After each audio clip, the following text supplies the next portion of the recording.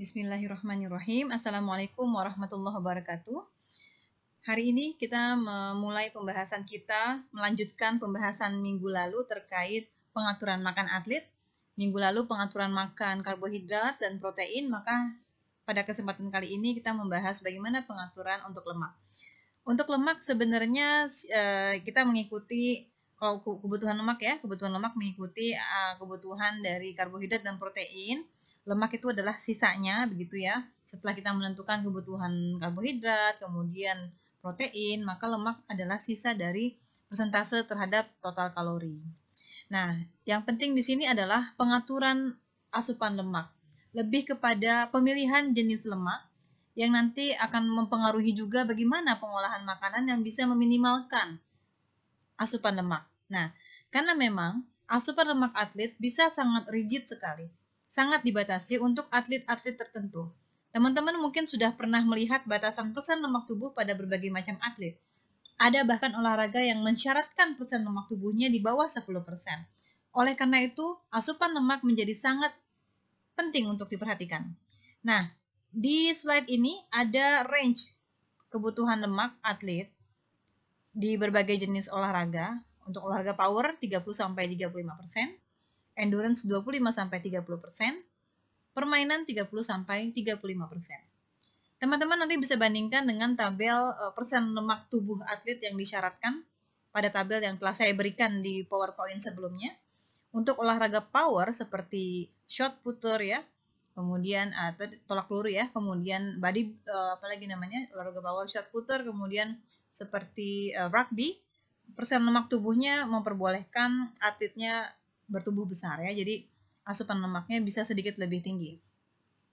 Begitu pula olahraga permainan ya, volleyball ya, sepak bola. Nah, sedangkan untuk endurance biasanya diminta persen lemak tubuhnya rendah.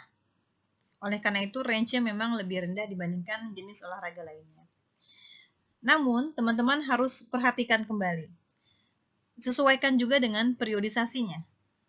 Range ini adalah range pada saat periodisasi umum saja.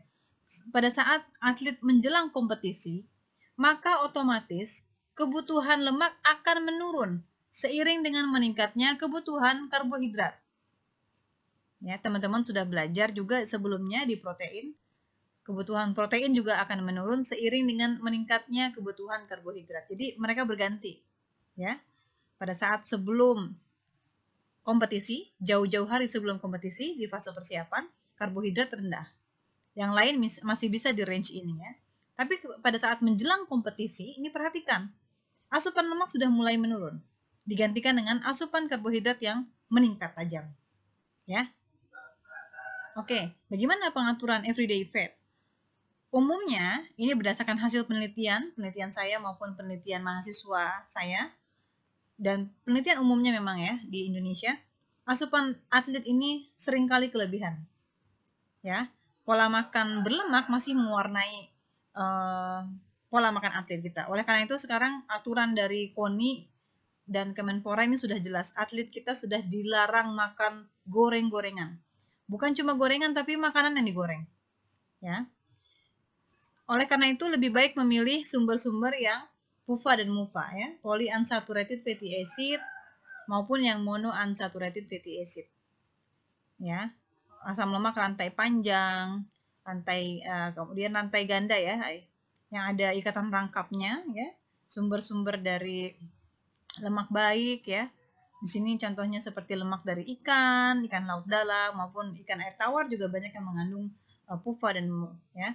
Kemudian juga ada di ayam tanpa kulit ya, yang dibakar, diolah dibakar ya, dipanggang ya. Sedangkan di sini ada contoh yang saturated, ini harus dihindari ya, seperti mungkin daging yang berlemak ya, tapi kalau telur kita masih butuh ya. Di sini juga yang perlu dihindari adalah trans fat source ya, jenis-jenis lemak yang trans fat, lemak yang dipadatkan pada prosesnya, dia lemak cair, lemak nabati yang dipadatkan menjadi seperti lemak hewan ya. Ada proses hidrogenasi yang menyebabkan minyak tadi menjadi lemak yang padat, seperti margarin ya. minyak-minyak yang diproses, makanan yang diproses, kemudian fast food, makanan-makanan yang di baking, semua kan pakai margarin ya, sehingga chip termasuk chip crackers dan juga cookies dan lain-lain yang dibuat dari margarin ini adalah sumber lemak trans yang perilakunya dalam tubuh layaknya sama seperti asam lemak jenuh yang memicu produksi kolesterol, sehingga ini perlu dihindari. Ya, jadi hindarilah lemak jenuh dan trans fatty acid. Sebelum latihan, pilihlah konsumsi lemak rantai panjang, ya, seperti asam palmitat, oleat, linolenat. Kemudian batasilah lemak rantai menengah sebelum latihan, ya, karena bisa mengganggu saluran cerna. Seperti santan, ya, ini kan bisa membuat tidak nyaman. Oke. Nah, seperti yang tadi saya katakan, sumber lower fat, ya, bagaimana kita menekan jumlah lemak tentu dengan menggunakan alternatif cooking method yang baik, ya. Apa sih cara-cara masak yang tergolong healthy gitu ya? Bisa di grill, poach ya, barbecue, pot roast, oven bake, microwave, steam, dry fry. Jadi memang kaitkanlah ilmu gizi kulinernya di sini. Ya, teman-teman di gizi kuliner sudah belajar cara-cara teknik memasak. Pilihlah teknik memasak yang meminimalkan asupan lemak. Ya, ini sangat. Jadi jangan lagi mengandalkan deep frying ya, digoreng, tumis dengan minyak banyak, itu harusnya sudah dihindari. Untuk atlet tuh udah nggak begitu lagi. Ya, jangan sampai pilihan makanannya bagus, proteinnya berkualitas tinggi, tapi diolah dengan goreng. Nah, itu sangat disayangkan. Teman-teman harus paham derajat panas makanan yang digoreng dengan deep frying itu bisa merusak asupan gizi ya, zat gizi, kandungan gizi yang ada pada makanan, merusak protein ya. Jadi ini sangat tidak dianjurkan. Pilihlah metode masak yang mungkin lebih slow cook ya, saripatinya keluar dengan sempurna ya, seperti melakukan shimmering untuk kaldu tanpa merusak protein yang ada pada makanan. Kemudian pilihlah yang minim lemak. Pilihlah alat masak yang tidak perlu menggunakan lemak, tidak perlu menggunakan minyak, ya, untuk menumis, menggoreng, atau grill ya. Jadi kita betul-betul bisa oil free. Ini adalah contoh makanan, menu makanan ya, sehari. Kemarin teman-teman sudah mempelajari bagaimana mengatur karbohidrat, mengatur protein, mengatur lemak hari ini ya. Maka ini contoh menunya. Contoh menu untuk atlet dalam sehari. Ketika seorang atlet diberi kebutuhannya, energinya sehari adalah sekitar 5.200 gitu ya. Maka bagaimana dia didistribusikan dalam bentuk makanan. Kita bisa memulainya dengan mendistribusikan karbohidrat ya, makanan sumber karbohidrat. Kemudian nanti lemak dan proteinnya mengikuti.